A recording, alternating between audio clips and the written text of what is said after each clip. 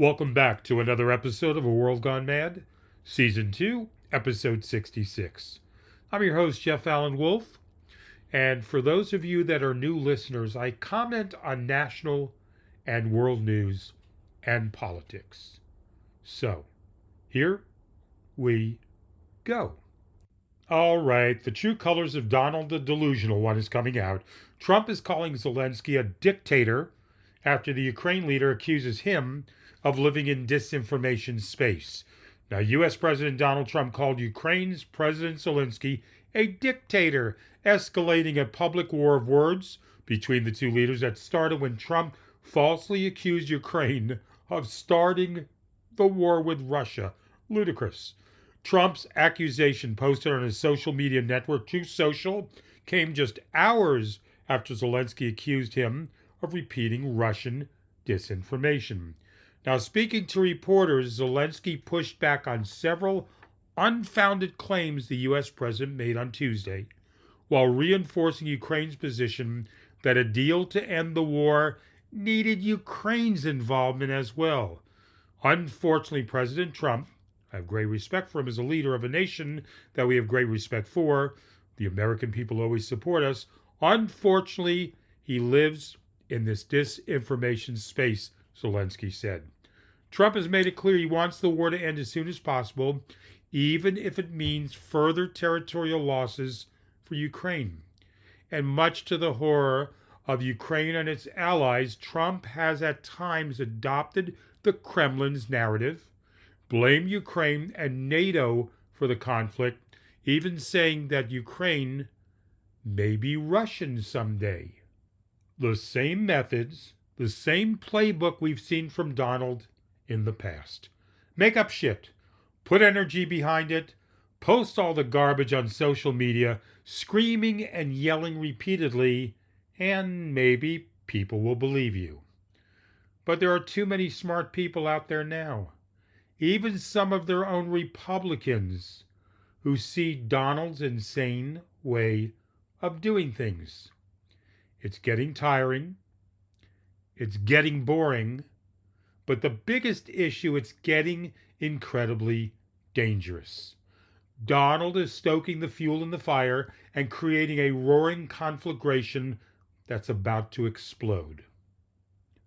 Zelensky says the U.S. asked for 50% of Ukraine's rare minerals, but he, Zelensky, cannot sell his nation. Ukraine's President Zelensky said the United States was demanding that Ukraine give away 50% of the rare minerals while offering no security guarantees in exchange. Zelensky immediately rejected the suggestion, saying, I cannot sell our state, that's all.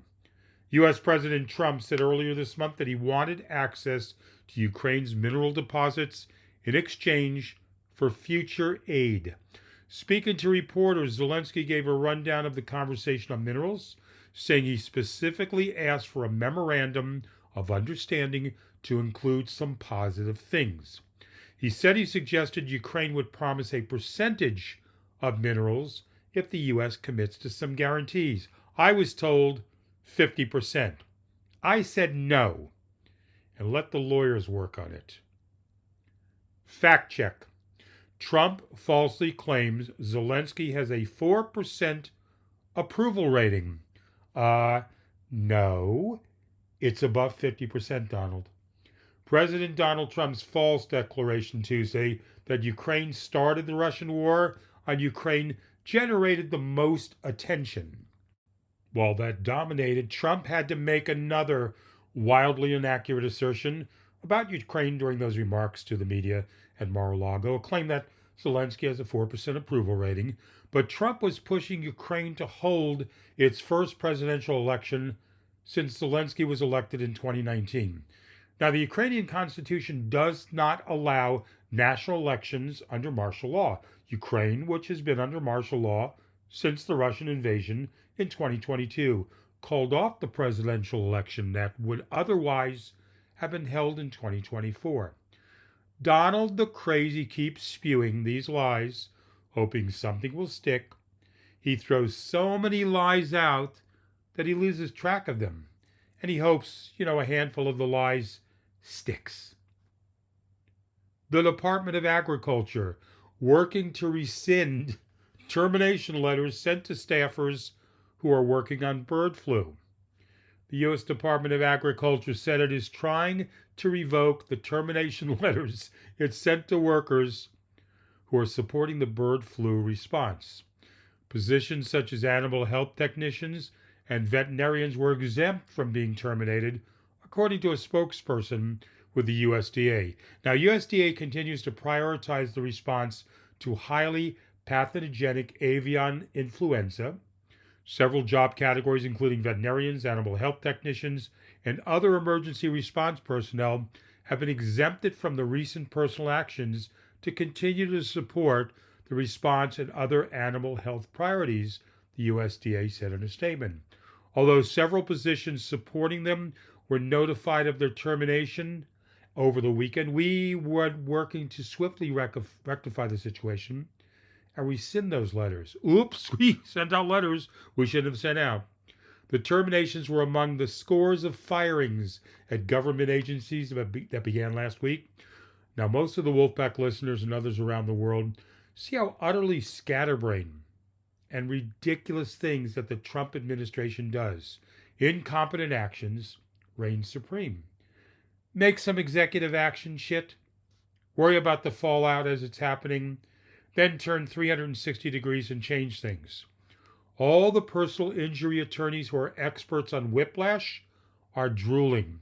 If they could just represent Donald with all of these actions.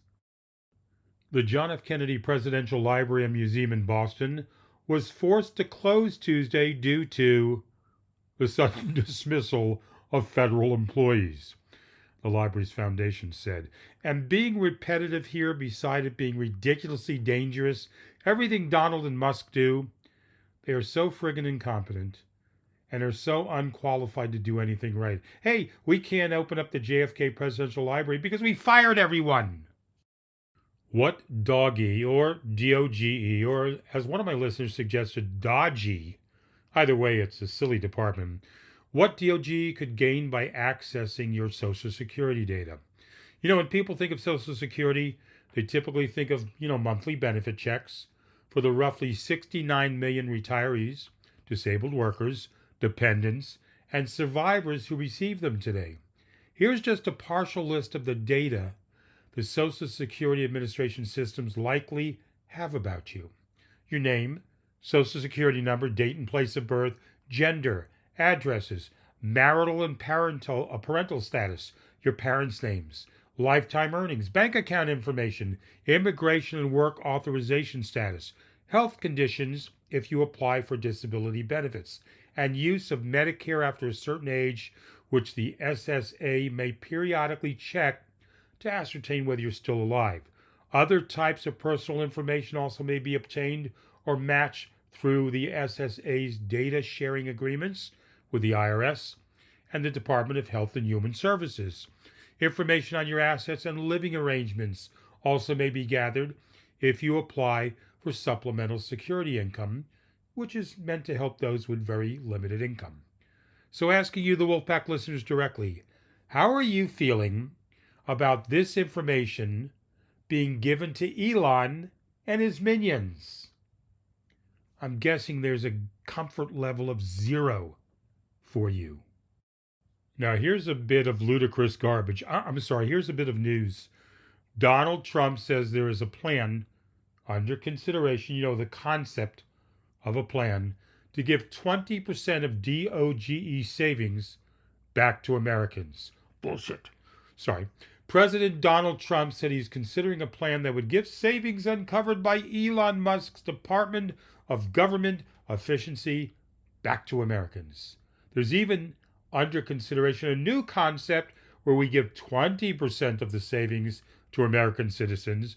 20% goes to paying down the debt Trump states in his remarks at the F2 Priority Summit in Miami on Wednesday. Trump claimed DOGE was saving taxpayers billions and billions, don't forget it'll change it to trillions tomorrow, every single day, by identifying instances of fraud and abuse in the government. We're thinking about giving 20% back to American citizens and 20% down to pay back the debt, Trump repeats. Now, some background. On Tuesday, Musk said on X that he would check with the president on the idea of sending money back to Americans. He was replying to a post from James Fishback, the CEO of investment firm Azoria, proposing the so-called DOGE dividend. In Fishback's post, the CEO floated the idea of sending a tax refund check to every taxpayer with money from DOG's cutting efforts. And I've seen actually today on social media several lunatic Republicans stating, hey, Democrats, are you going to turn down the $5,000 check that you're going to get back shortly? What $5,000 check? Seriously, people? Wake up, MAGA. Trump is not going to give that much money back to every American. So let me see if I, as a commentator, have this straight. Ignore us stealing your country. Ignore us becoming dictators and fascists. We're going to give you some money back. You know, a chicken in every pot. That way it'll placate the average American and they'll say, look how good Elon and Donald were to me. Wow, there are no words for this thought. I'm going to deprive you dinner for 3 weeks, ruin your identity by, taking all of your personal information, and then maybe send a small check your way for all the troubles we've caused. I don't think so. Defense officials fear impending Pentagon firings could break the law and hurt military readiness. Some defense officials responsible for drafting lists of civilian Pentagon employees to be terminated as soon as this week are raising concerns with their superiors that the summary firings could break the law and hurt the United States and their readiness with the military, a senior defense official told CNN. Title 10, Section 129A of the U.S. Code governing civilian personnel management in the armed forces says that the Secretary of Defense may not reduce the civilian workforce program full-time equivalent levels unless the Secretary conducts an appropriate analysis of how those firings could impact the U.S. military's lethality and readiness. In establishing the policies and procedures under subsection A, the Secretary shall clearly provide that attainment of a Department of Defense workforce sufficiently sized, comprised of the appropriate mix of personnel necessary to carry out the mission of the department, and the core mission areas of the armed forces takes precedence over cost, the law states. Now, the Secretary may not reduce the civilian workforce program full-time equivalent levels unless the Secretary, as I said, conducts the analysis, checking the workload of the reduction, the military force structure, how lethal the military is, its readiness, its operational effectiveness, stress on the military force, and the fully burdened costs.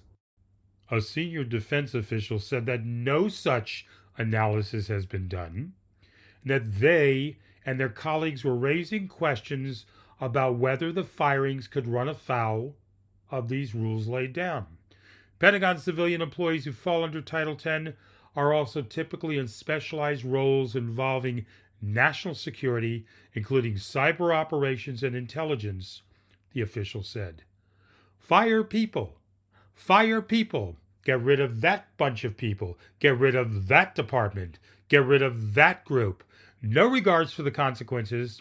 Like I stated before, listeners, total incompetence, total chaos, but we don't give a damn because we're trying to make America great again.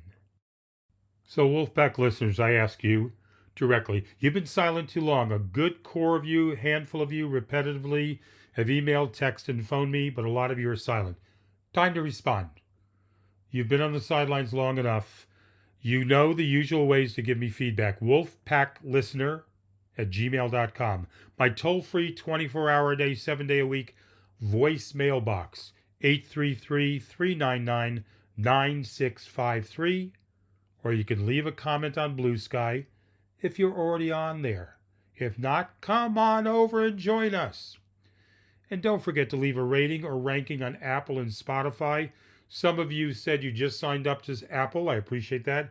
Please leave the good old Donald, the crazy nutty administration expected to issue public health order to restrict immigration at the U.S.-Mexico border.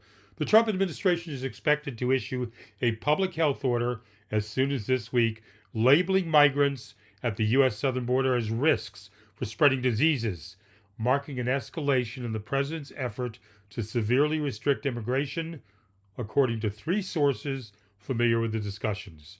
The public health order, which hasn't yet been finalized, is a callback to one put in place in 2020 during Donald Trump's first administration based on the coronavirus pandemic. That order sealed off the border to asylum seekers, drawing fierce criticism from immigrant advocates and fueled repeat crossings that prompted pushback from some Homeland Security officials.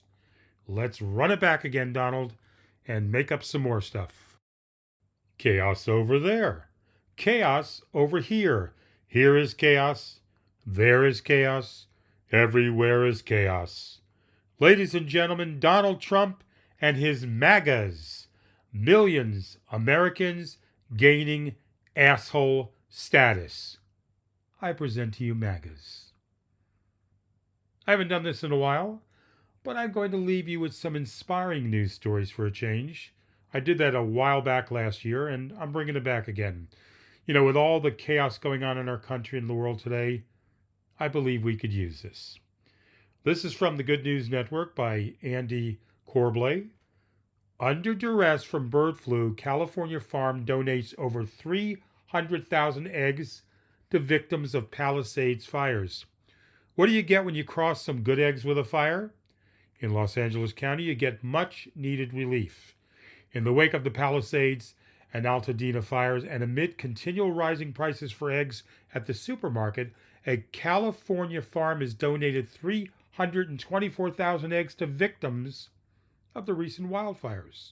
54,000 will be given specifically to a charity of chefs and non-profiteers called Gather for Good, which cooks meals for first responders and others directly involved with combating the fires. Another separate donation will be made to Winter Fate Bakes, a Los Angeles bakery that has offered to bake and donate a birthday cake to any child whose family lost a house in the fire. The idea for the donation didn't come out of times of plenty, but times of want. The 100-year-old family-owned Rosemary Farm in Santa Maria has had its flock of hens devastated by bird flu, but has decided to leverage its sister farm in South Dakota, which has remained unaffected, to make the donation. It's been a struggle not only for us as farmers, but for the entire industry, Linda Sampay, who handles marketing for the farm, told USA Today. This flu has taken out so many producers nationwide. We're giving back. Do some of you, the Wolfpack listeners, like oysters? Then here's another story from the Good News Network, also by Andy Corbley. Oysters carry protein that kills bacteria behind pneumonia, strep throat, and scarlet fever, a study says. A protein found in oysters has been identified as an outright killer of antibiotic-resistant bacteria and to strengthen antibiotics' overall effectiveness. The discovery was made by scientists in Australia who found the protein in the bivalves hemolymphs and the cells that act a little like blood cells in humans. It makes sense oysters would have potent endogenous antimicrobial secretions since they are filter feeders. They slurp in liters of water every day, keeping the nutrients and expelling the rest. Their antimicrobial compound prevents bacteria that causes diseases, like those I already mentioned, from forming colonies protected by biofilms. That's a substance that allows them to glom together and stick to membranes and tissues whilst protecting them from antibiotic drugs. We often think about bacteria just floating around in the blood. Study co-author Kirsten Benkendorf, a marine scientist at Southern Cross University, tells The Guardian. But in reality, a lot of them actually adhere to surfaces. The advantage of having something that disrupts the biofilm is It's stopping all of that bacteria from attaching to the surfaces. It's releasing them back out into the blood, where then they could be attacked by antibiotics. Oysters, definitely proving to be a health benefit. Nice to hear some good things happening every now and then. And if you like some uplifting stories and you like the feature that I'm bringing back, write me, phone me, text me, leave a message on Blue Sky. Let me know.